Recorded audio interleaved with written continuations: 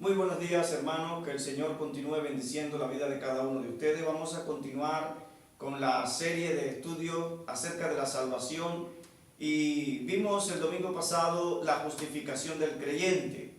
Vimos ahí que el creyente es justificado por medio de la fe en la persona y en la obra de Jesucristo en la cruz y que no existe ninguna obra humana que el ser humano pueda hacer para justificarse de sus pecados delante de Dios. Y de ahí la inquietante pregunta que se hacía Job: ¿cómo se justificará el hombre delante de Dios? Y vimos también, entre muchos pasajes, vimos Romanos capítulo 5, versículo 1, que dice: justificados pues por la fe, tenemos paz para con Dios por medio de nuestro Señor Jesucristo. Vamos a entrar en el segundo tema, y este tema se titula: ¿puede ser condenada una persona que Dios ya ha justificado? Veamos lo que Dios nos enseña en su palabra. En primer lugar, tenemos que partir de que la condenación de todos nuestros pecados cayeron sobre Jesús. O sea, Jesús fue condenado en nuestro lugar. Vayamos todos al libro de Isaías, capítulo número 53, del versículo 3 al 6. El libro del profeta Isaías, capítulo 53, versículo del 3 al 6. Y recordemos que Isaías está escribiendo unos 740 años antes del nacimiento de Jesús. Y Dios proféticamente está hablando al pueblo de Israel y a todos los seres humanos sobre la faz de la tierra de todos los tiempos a través del profeta Isaías. Y dice este libro del profeta Isaías, capítulo número 53, versículo 3 al 6, lo siguiente. Dice: despreciado y desechado entre los hombres, varón de dolores, experimentado en quebranto, y como que escondimos de él el rostro, fue menospreciado y no le estimamos.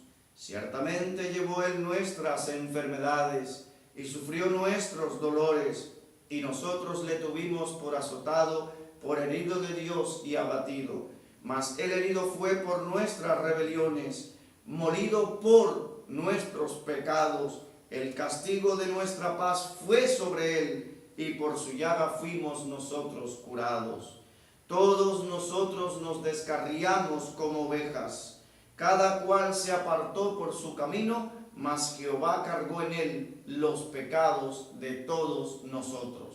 Es decir, que proféticamente ya Dios estaba hablando del juicio, del castigo del pecado, donde todos sabemos que hace aproximadamente 2000 años el Hijo de Dios descendió del cielo, se encarnó en la persona de Jesús y vino a este mundo y fue a la cruz. A la edad de 33 años y medio fue a la cruz, y allí en aquella cruz sufrió una agonía, y en aquella cruz Jesús estaba pagando el precio de nuestros pecados. Jesús estaba soportando la condenación que merecían nuestros pecados. En aquella cruz se unió la obra más malvada de los hombres y la obra más maravillosa de Dios.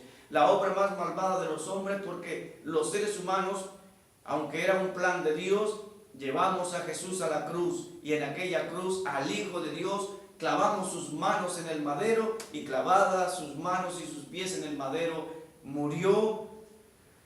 Estaba atendiendo allí nuestras necesidades, estaba muriendo por nuestros pecados, pero también se unió la obra más maravillosa de Dios, porque en la persona de Jesús Dios estaba condenando el pecado, pero estaba dejando libre al pecador arrepentido que había aceptado el único medio de gracia para llegar a Dios. Luego, posteriormente, una de las personas que caminó con Jesús durante todo su ministerio, una persona que tuvo el gran privilegio de oír al Verbo, al Hijo de Dios directamente con sus oídos, aquella persona que tuvo también el privilegio de verle, de palpar al Verbo hecho carne, escribió lo siguiente. Tengamos en mente las palabras de la primera carta del apóstol Pedro, capítulo número 2, versículos 24 y 25. Dice así la palabra del Señor. En el primer libro, la primera carta del apóstol Pedro, capítulo 1, pueden buscarlo, versículo del 24. Primera de Pedro, capítulo 2, versículos 24 y 25 dice: quien llevó él mismo nuestros pecados en su cuerpo sobre el madero, para que nosotros, estando muertos a los pecados, vivamos a la justicia, y por cuya herida fuisteis sanados. Porque vosotros erais como ovejas descarriadas, pero ahora habéis vuelto al pastor y obispo de vuestras almas. Como el apóstol Pedro está diciendo que Cristo llevó nuestros pecados en su cuerpo sobre el madero. Es decir que ya la condena de nuestros pecados Jesús la soportó. La justa condenación que merecían nuestros pecados, como todos hemos podido ver, cayeron sobre Jesús. Ahora, por la fe en su persona y en su obra, es que alcanzamos la salvación y quedamos libres de condenación. La Biblia dice en el Salmo número 34, un salmo de David, un salmo precioso, dice en el Salmo 34, versículo 22, Salmo 34, versículo 22, dice: Jehová redime el alma de sus siervos, y no serán condenados cuantos en él confían. Dios es quien salva, Dios es quien redime, Dios es quien ha rescatado las almas de sus siervos. Pero esos no serán condenados, porque no serán condenados cuantos en él confían. Es decir, cuantos en él tienen fe, cuantos le creen a Dios, porque sin fe es imposible agradar a Dios. Porque es necesario que el que se acerque a Dios crea que le hay y es galardonador de los que le buscan. Entonces Dios libra de condenación a aquellos que creen. También la Biblia nos dice en Marcos capítulo 16, versículo 15 y 16, el Cristo resucitado, cuando se aparece a sus discípulos la última ocasión allá en el Monte de los Olivos, antes de ascender al cielo, el Señor Jesucristo le dice a sus discípulos: id por todo el mundo y predicad el Evangelio a toda criatura. El que creyere y fuere bautizado será salvo, mas el que no creyere será condenado.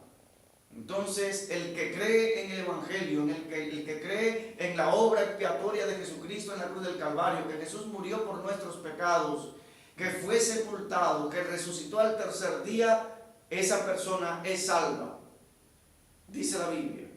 Y la persona que rechaza el Evangelio es condenada. Entonces una persona es condenada cuando rechaza el único camino, la única puerta, la única vía, el único nombre, la única persona que existe para reconciliarnos con Dios. Jesús dijo: yo soy la puerta, el que por mí entrare será salvo. Yo soy el camino, la verdad y la vida. Nadie viene al Padre si no es por mí. Solamente a través de Jesús, porque no hay otro nombre dado a los hombres en quien podamos ser salvos. Solamente en el nombre de Jesús podemos ser salvos. Como dijo Pedro: Señor, ¿a quién iremos? Solamente tú tienes palabras de vida eterna. Y al rechazar a Jesús, las personas ellas solas se condenan. Jesús dijo algo a Nicodemo en el Evangelio según San Juan, capítulo número 3, versículos 16 al 19, que debemos tener en cuenta a la hora de hablar de este tema, de la condenación. Evangelio según San Juan, capítulo número 3, versículo 16 al 19. Vamos a ver ahí qué nos enseña Dios en su palabra. Y recordemos que es una conversación entre Jesús y Nicodemo, pero que también puede ponerse en los zapatos de Nicodemo cada persona sobre la faz de la tierra. Dice la Biblia aquí en Juan capítulo 3, versículo 16 al 19, porque de tal manera amó Dios al mundo, que ha dado a su Hijo unigénito, para que todo aquel que en él cree no se pierda, mas tenga vida eterna. Porque no envió Dios a su Hijo al mundo para condenar al mundo, sino para que el mundo sea salvo por él. El que en él cree no es condenado, pero el que no cree ya ha sido condenado, porque no ha creído en el nombre del unigénito Hijo de Dios. Y esta es la condenación, que la luz vino al mundo, y los hombres amaron más las tinieblas que la luz, porque sus obras eran malas. Entonces una persona no será condenada si cree en aquel que justifica al impío, aquel que perdona, si cree en aquel que murió en la cruz como nuestro sustituto. Pero una persona sí será condenada cuando rechaza el único medio de justificación que existe ante Dios para los hombres. En Juan, ahí pueden buscarlo también, en Juan capítulo 5, versículo 24, el Señor Jesucristo dijo: de cierto os digo, el que oye mi palabra y crea al que me envió, tiene vida eterna y no vendrá a condenación, mas ha pasado de muerte a vida. No vendrá a condenación, quiere decir que no vendrá, que no estará allí en ese juicio que va a ser para condenación. Esa persona, ese cristiano, esa persona que ha nacido de nuevo, que tiene la naturaleza de Dios, la naturaleza incorruptible, que ha sido justificado ante Dios de todos sus pecados. Y recordemos todo lo que la palabra justificado implica. Esa persona que ha recibido a Jesús como el Señor y Salvador de su vida, y todo lo que la palabra Señor implica, y todo lo que la palabra Salvador implica, esa fe verdadera, esa fe genuina, esa persona no vendrá a condenación. En Romanos capítulo 8, versículo 1 dice la Biblia: ahora pues ninguna condenación hay para los que están en Cristo Jesús, los que no andan conforme a la carne, sino conforme al Espíritu. Es decir, ninguna es cero. No existe ninguna, nada, ni no podrá ser condenado jamás una persona que está en Cristo.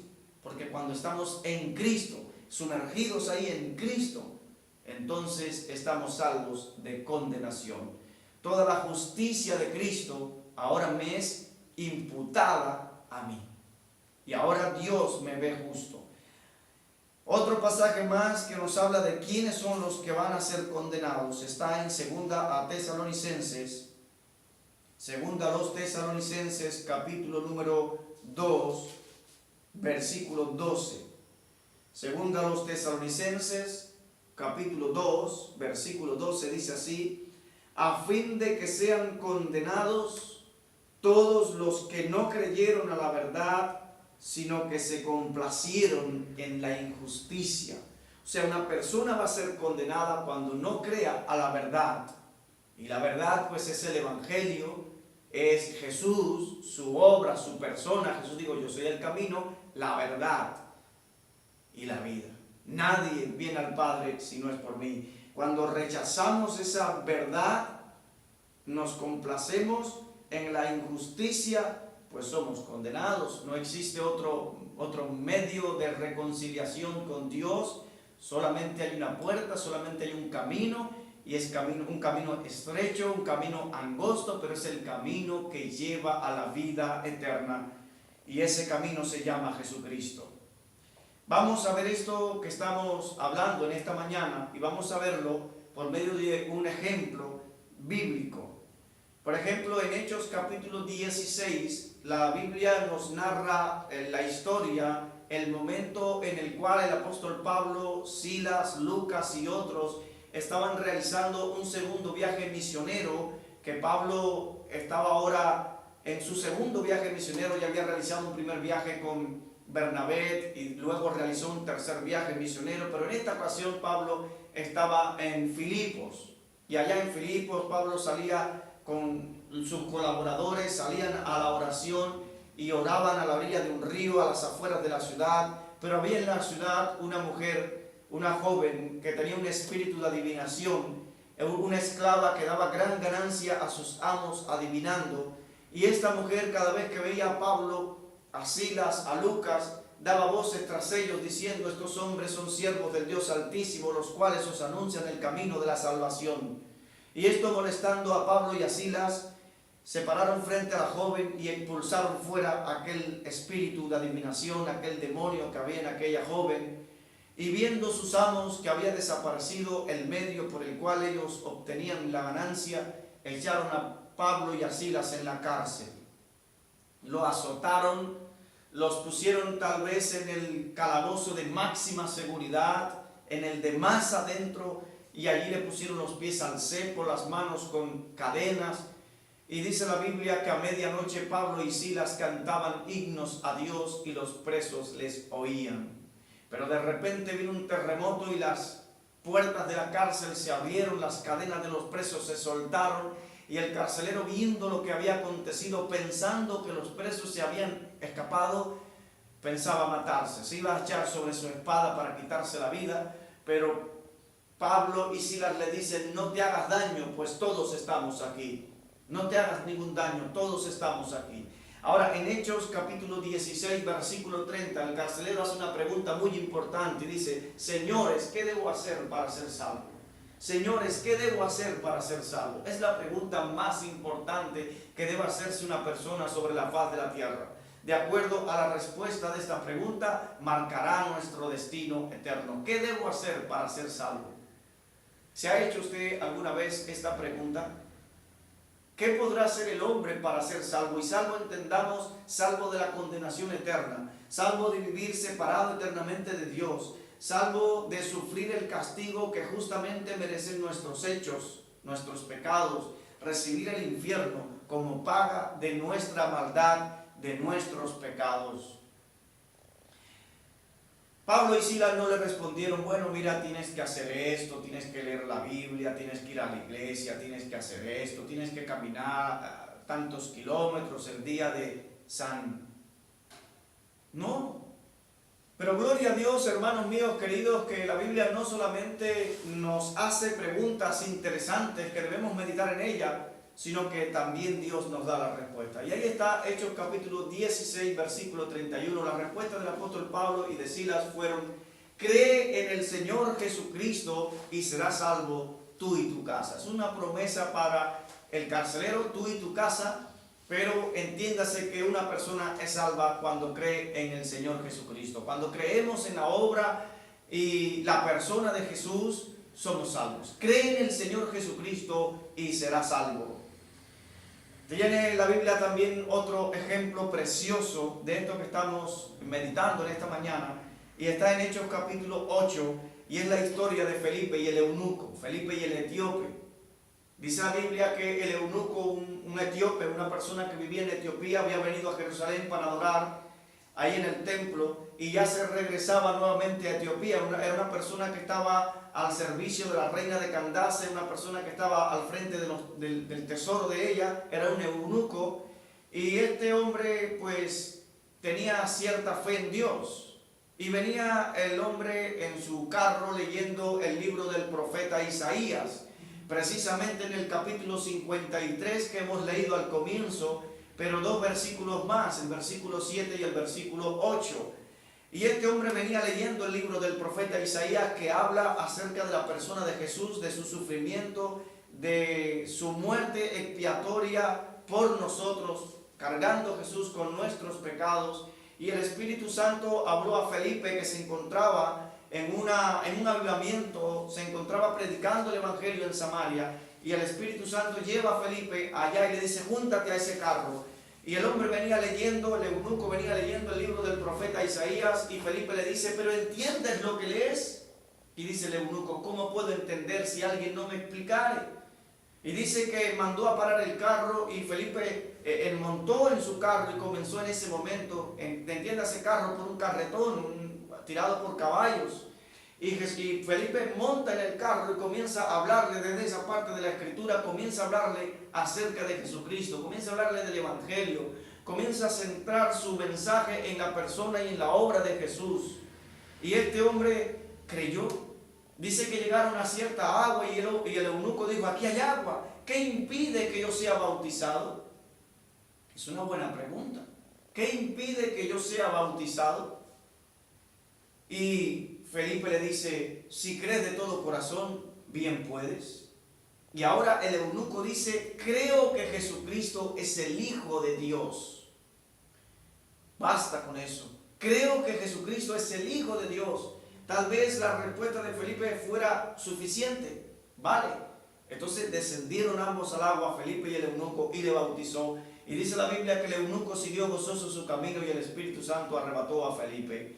Hermanos, es otro ejemplo más de que el cristiano no será condenado, que somos justificados por la fe en Jesús, que solamente cuando una persona tiene a Jesús en su corazón, que ha nacido de nuevo, ya esa persona no será condenado jamás.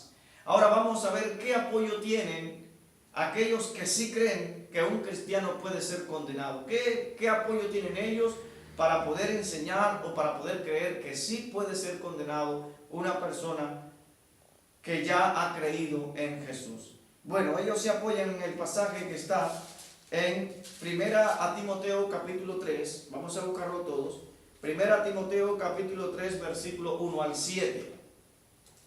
Dice así la palabra del Señor en la primera carta a Timoteo capítulo 3 versículo 1 al 7, dice así, amén.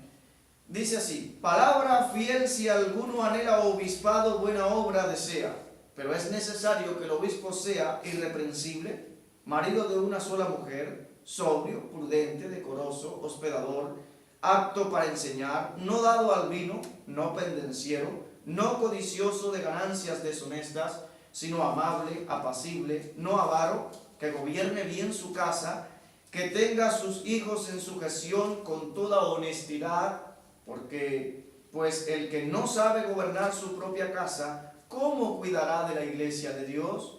No neófito, no sea que envaneciéndose caiga en condenación del diablo. También es necesario que tenga buen testimonio de los de afuera, para que no caiga en descrédito y en lazo del diablo.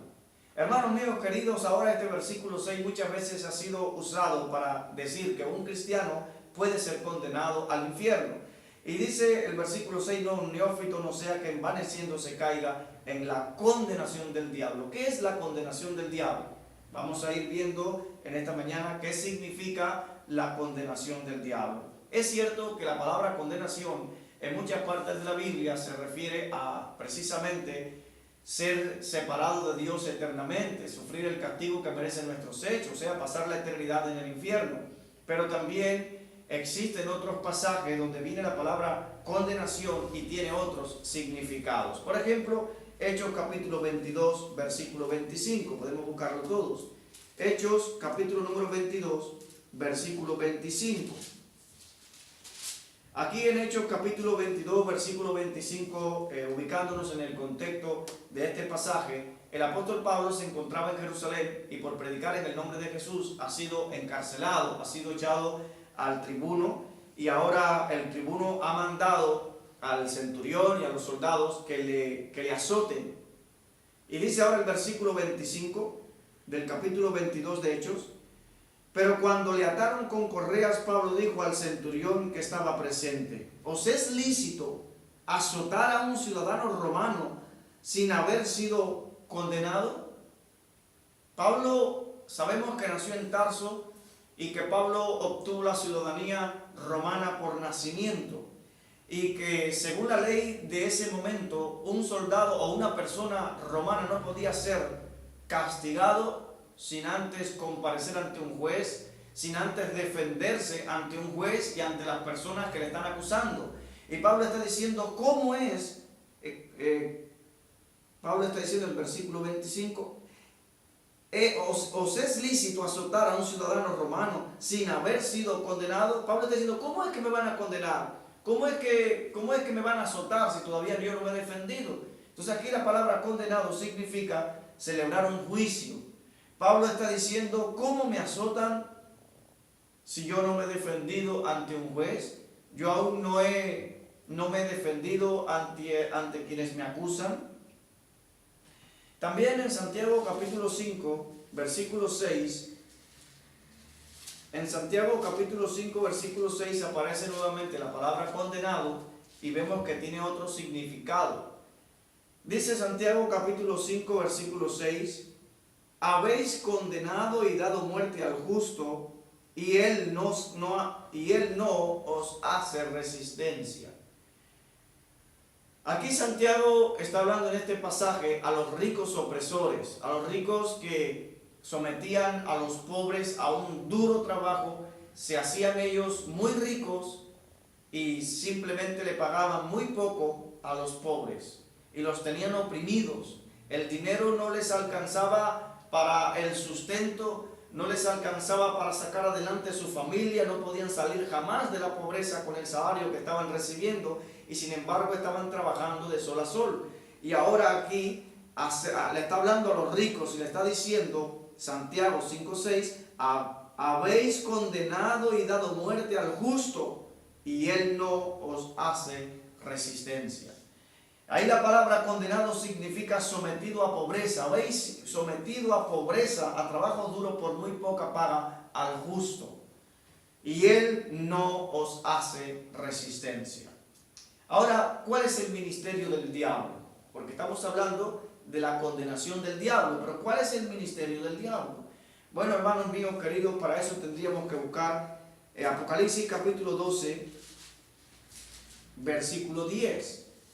Nos interesa solamente la segunda parte de este versículo, pero vamos a leerlo desde el comienzo. Apocalipsis capítulo número 12, versículo 10 dice: Entonces oí una gran voz en el cielo que decía: Ahora ha venido la salvación, el poder y el reino de nuestro Dios y la autoridad de su Cristo, porque ha sido lanzado fuera el acusador de nuestros hermanos, el que os acusaba delante de nuestro Dios día y noche. Es decir, que el ministerio del diablo es acusarnos día y noche delante de Dios. Ahí está él acusándonos de nuestros pecados. Tal vez está diciendo: mira, Manuel, mira lo que Manuel está haciendo, mira, está pecando contra ti, merece el infierno, la paga del pecado es la muerte. Pero recordemos, hermanos míos queridos, que la Biblia nos habla de que tenemos un abogado. Aquella persona que es cristiana, aquella persona que tiene un encuentro con Jesús, tiene un abogado. La Biblia dice en la primera carta del apóstol Juan, capítulo 2, versículo 1, dice: Hijitos míos, estas cosas os escribo para que no pequéis. Pero si alguno hubiere pecado, abogado tenemos para con el Padre, a Jesucristo el justo. O sea, tenemos un abogado, tenemos alguien que está intercediendo por nosotros día y noche delante del trono de Dios. El diablo nos está acusando, Jesús nos está defendiendo. Y ahí está Jesús diciendo: sí, ese Manuel hizo esto otro y merece la muerte. Pero Jesús está enseñando las señales de los clavos, su costado traspasado, y está diciendo: ya yo morí por él, ya la paga está dada. Y cuando Jesús en la cruz del Calvario dijo tetelestai, o sea, consumado es, Jesús está diciendo: ya la paga completa de la redención del hombre ya está efectuada, ya yo morí por él, ya yo ocupé su lugar, ya todos esos pecados fueron condenados en la cruz del Calvario, porque todos nuestros pecados cayeron sobre la persona de Jesús. Ahora el diablo, ¿quién es el diablo para condenar a un hijo de Dios? ¿Quién es un condenado para condenar a otro? Ahora imagínense una persona que está aquí en Lanzarote, está preso tras las rejas en la cárcel aquí en Taiche. ¿Y quién es esa persona para decir: bueno, yo ahora condeno a 5 años de privación de libertad a fulano de tal? No, él es un preso, él no tiene ese derecho.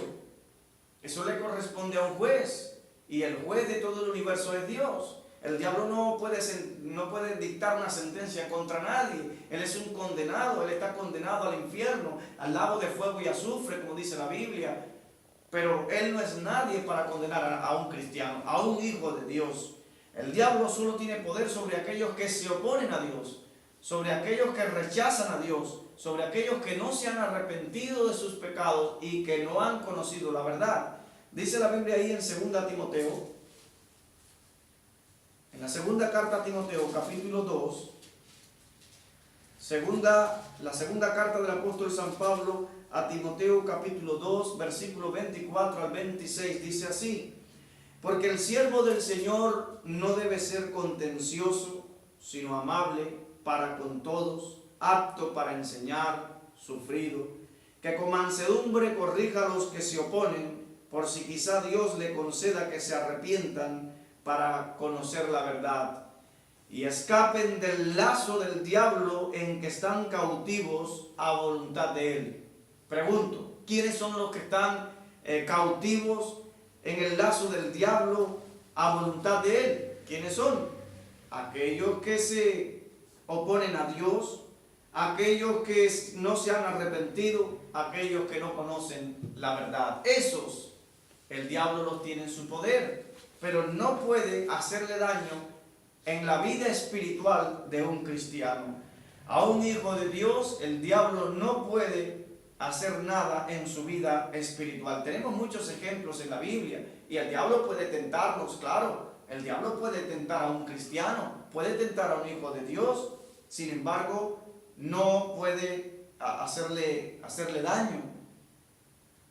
Dice la Biblia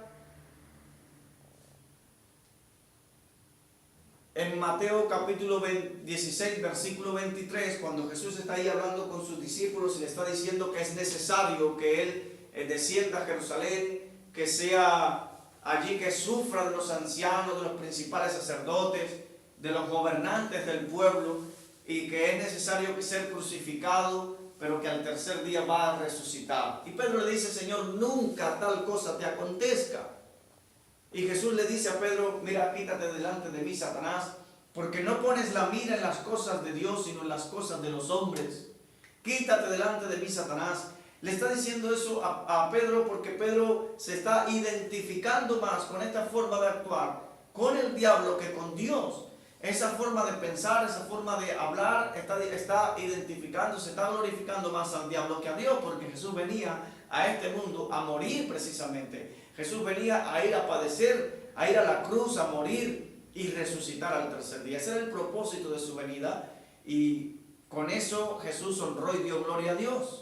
Y ese era su objetivo. Pero también hay otro pasaje en Lucas capítulo 22, les invito a buscarlo. Lucas capítulo número 22, Evangelio según San Lucas capítulo número 22, versículo 31 al 34. Otro pasaje también donde vemos que un hijo de Dios sí puede ser tentado por el diablo, pero hasta el propio Jesús fue tentado por el diablo, pero no pecó.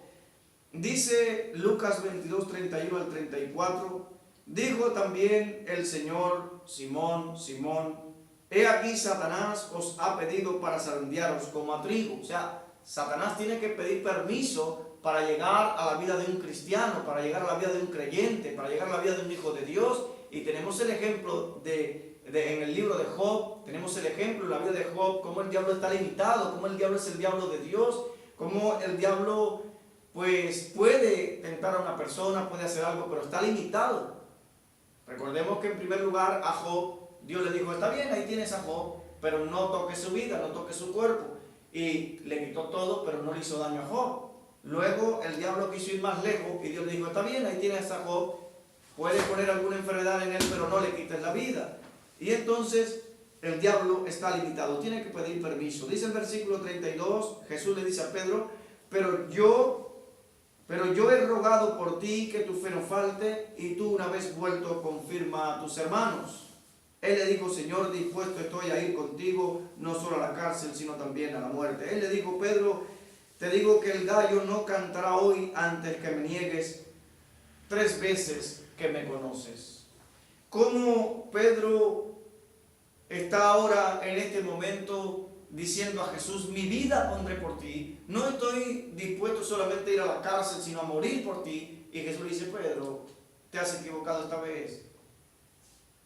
Hoy, antes que el gallo cante, me negarás 3 veces. Y ese era el reto de Jesús. Y Pedro pues fue tentado por el diablo, negó a Jesús 3 veces, pero lloró amargamente, se arrepintió.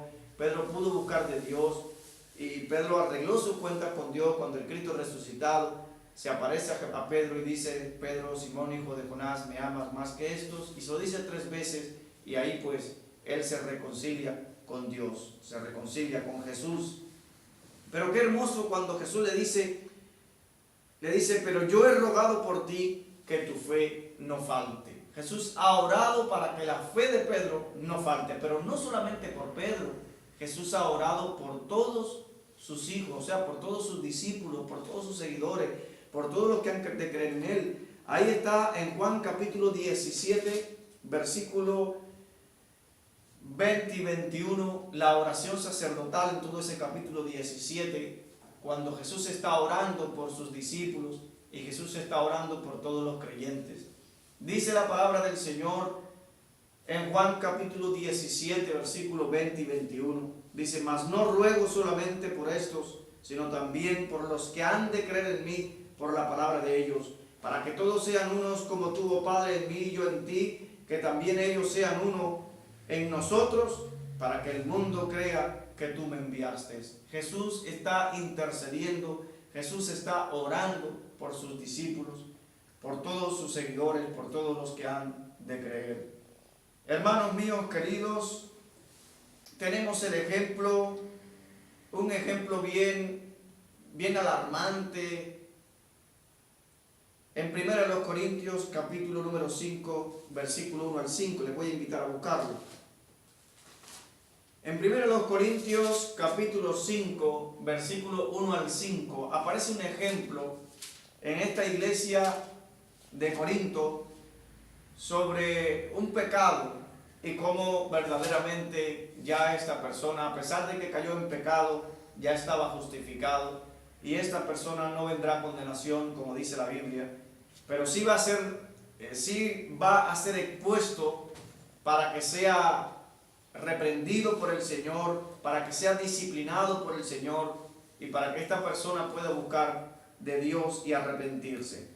Dice 1 Corintios capítulo 5, versículo 1 al 5, de cierto se oye que hay entre vosotros fornicación, y tal fornicación cuando aún se nombre entre los gentiles, por tanto que alguno tiene la mujer de su padre, y vosotros estáis envanecidos. ¿No debierais más bien haberos lamentado para que fuese quitado de en medio de vosotros el que cometió tal acción? Ciertamente yo, como ausente en cuerpo pero presente en espíritu, ya como presente juzgado al que tal cosa ha hecho. En el nombre de nuestro Señor Jesucristo, reuníos vosotros y mi espíritu con el poder de nuestro Señor Jesucristo, el tal sea entregado a Satanás para destrucción de la carne, a fin de que el espíritu sea salvo en el día del Señor Jesús. Hermanos, delante de Dios todos los pecados son iguales. Y aquí está un hombre que se estaba acostando con la esposa de su padre, es decir, con su madrastra, y era un cristiano que tal vez en esa área de su vida aún le faltaba rendir esa área de su vida al Espíritu Santo. Aún habían áreas de la vida que necesitaban ser moldeadas por Dios, y es que cuando una persona se convierte al Señor, comienza un proceso de santificación, comienza un proceso de madurez, comienza un proceso de crecimiento. Y es un hombre que ha caído en el pecado, pero que dice la Biblia que su cuerpo, o sea, se ha destruido su cuerpo, pero que dice a fin de que el espíritu sea salvo en el día del Señor Jesús. Con un fin, con un propósito, esta persona va a ser entregado a Satanás, dejado ahí en manos de Satanás para que Satanás lo zarandee, para que sea disciplinado, porque Dios al que ama disciplina, como el Padre al Hijo a quien quiere, para que esta persona pueda corregir su mala actitud, pueda entregar esta área de su vida al Espíritu Santo y ser moldeado por Dios para la gloria de su nombre. Porque cuando una persona comienza a caminar en los caminos del Señor es como un bebé, ha nacido de nuevo, pero cuando un bebé nace necesita primero de la leche materna, después leche de algún animal, luego comienza a comer alguna vianda bien triturada, y así hasta que llega el momento en que come carne, ya puede alimentarse por sí solo. Los niños comienzan primero gateando, después comienzan dando unos pasitos y después ya caminan y luego corren. Y así es que en la vida espiritual también. En la vida espiritual sucede lo mismo. Necesitamos leche espiritual, necesitamos entender primero que Cristo murió por nosotros, y cuando ya una persona acepta a Jesús, la persona de Jesús, su obra expiatoria en la cruz a su favor, que ha nacido de nuevo, al escuchar el Evangelio, entonces esta persona necesita seguir creciendo. Volviendo al pasaje de 1 Timoteo capítulo 3, que es el pasaje en cuestión, hermanos, tenemos que analizar 1 Timoteo capítulo 3, versículo 1 al 7, dentro de su contexto, y entender que el apóstol San Pablo ahí está escribiendo, inspirado por el Espíritu Santo, a Timoteo, y le está hablando a Timoteo acerca de los requisitos que deben de existir en un obispo. Y entiéndase por obispo un líder de la iglesia local. Un obispo es sinónimo también muchas veces de anciano, de pastor, de administrador y tal vez todas esas cosas juntas en una misma persona. En los términos de hoy en día, pues un obispo es un líder, son líderes de las congregaciones locales. Y también un neófito, pues es una persona recién convertida. Y dice, no un neófito, o sea, no un recién convertido, una persona que ya se ha convertido, una persona que ha tenido un encuentro con Jesús, una persona que ha sido justificada de sus pecados, que ha sido libre de condenación, que tiene a Jesús como el Señor y Salvador de su vida, una persona que tiene una nueva naturaleza, un nuevo nacimiento, de modo que si alguno está en Cristo, nueva criatura es. Dice, no un neófito, no sea que envaneciéndose caiga en la condenación del diablo. Que no debemos poner en el liderazgo de una iglesia una persona que recientemente se ha convertido. Entonces, condenación del diablo significa que un recién convertido será una presa más fácil para el león rugiente que anda alrededor buscando a quien devorar. El diablo sabemos que anda como un león rugiente buscando a quien devorar, y cuando el león sale contra una manada de ovejas, ¿cuál es la que va a coger? La enferma, la que tiene una patita quebrada, la que es más jovencita. Esa es la que va a atrapar el diablo. Será más fácil que un neófito caiga en las tentaciones del diablo, lo que producirá, como dice el versículo 7, un mal testimonio para los inconversos, para las personas del mundo por las cuales también murió Jesús. Y eso hace daño a la gente inconversa, porque siempre dicen, ¿y eso que este es cristiano? Entonces es un mal testimonio. Para la gente del mundo piensan que el cristiano pues no peca nunca. Sin embargo, cuando le ven cometer un pecado, entonces se decepcionan de la iglesia, se decepcionan de Dios, se decepcionan de los cristianos, pero es porque no han entendido el cristianismo, porque no han entendido la gracia de Dios. El diablo lo juzgará, o sea, lo acusará ante Dios a ese neófito que ha caído en su envanecimiento, en su orgullo, que es el orgullo es el pecado del diablo, el primer pecado del mundo. Pero no habla este pasaje de una condenación eterna. Hermanos míos queridos, cuando entendemos que un cristiano no será jamás condenado en el infierno, eso nos llevará a hacer las obras que hace un cristiano por amor a Dios.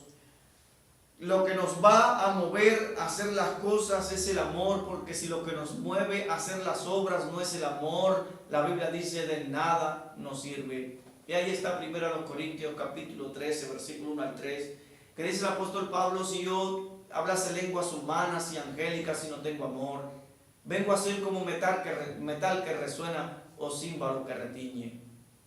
Y si entendiese toda profecía, y si tuviese fe de tal manera que trasladase los montes, y si repartiese mi cuerpo para ser quemado, o sea, si pusiera mi cuerpo para ser quemado, y si repartiese todos mis bienes para dar de comer a los pobres, y todo lo que hago lo hago sin amor, de nada me sirve.